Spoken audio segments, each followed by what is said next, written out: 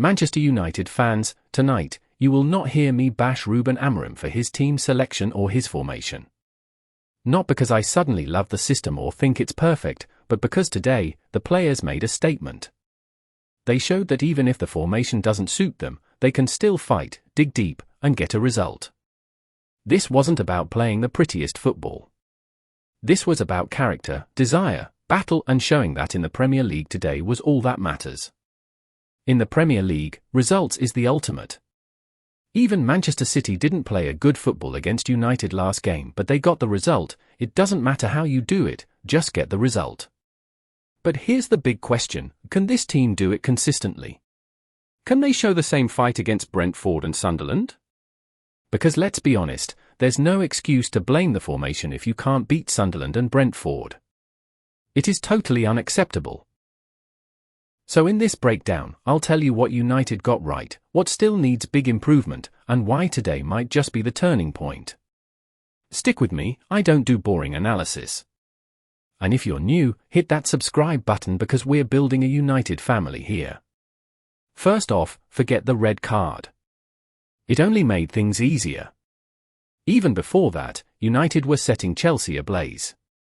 From the first whistle, we saw intensity.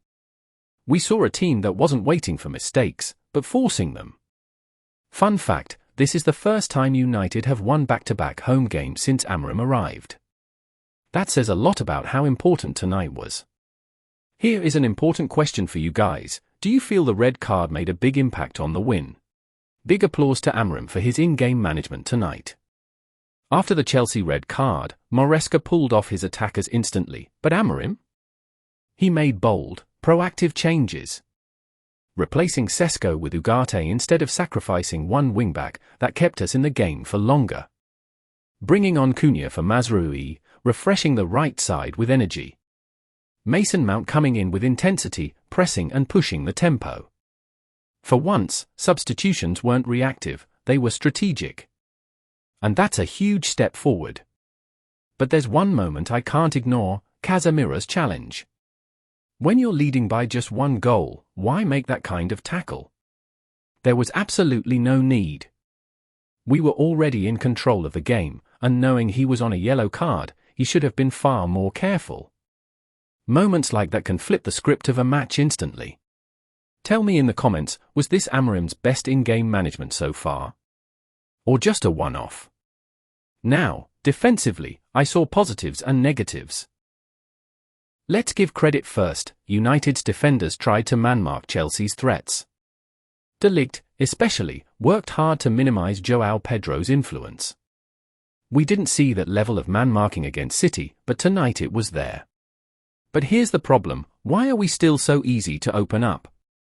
Why do we always look shaky against crosses? Think about it, we're defending with 5 at the back, but still can't stop deliveries into the box. That's a structural issue. The 3-4-2-1 turns into a scattered 5 when defending, and players lose their marks. So my question is it the system that makes us vulnerable, or is it individual defenders not doing their job? Drop your thoughts below. And this brings us to the big question, consistency. Against Chelsea, the fight was there. Against City, it wasn't. Against Sunderland and Brentford, will it be there? Because let's be honest, you can't tell me the 3-4-2-1 formation is the reason you can't beat Brentford. That's not acceptable. If the players show this level of fight in every game, nobody will complain about the system. So here's my challenge to this team, show the same hunger in the so-called smaller fixtures.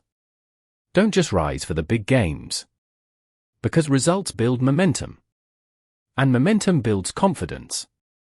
And that confidence is what turns a team into title challengers. So to wrap it up, today wasn't perfect, but it was powerful. United showed fight, Amorim showed good management, and the players proved they can grind out results. But the job isn't done. Consistency is everything. Can this Manchester United team take the same energy to Brentford? Can they handle Sunderland without excuses? That's the test. I'll leave you with this, do you trust this United side to keep building, or do you think it's just another false dawn? Let me know your thoughts below, I read every single one. If you enjoyed this breakdown, smash that like button, subscribe if you're new, and stay tuned, because this season, we're covering every twist and turn of United's journey. Glory, glory, Man United!